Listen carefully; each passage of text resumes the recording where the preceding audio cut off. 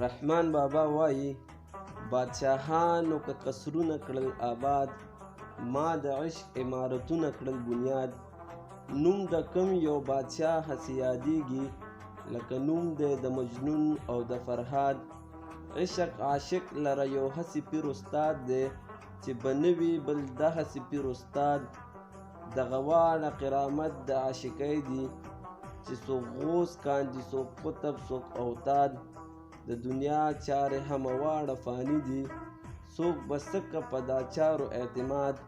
لکه سوری چې د لمر په مخ کې ګرځي، نه استوګنا چرته کاندي نه استاد. هیچا سره ونه کړه که جمشید و که بهمن و که قباد. که جمشید و که بهمن و که قباد و که نمرود و که فرعون و که شداد. رسول تر مراد هیڅوک نه دي، همه واړه هسې پاتې شول نامراد.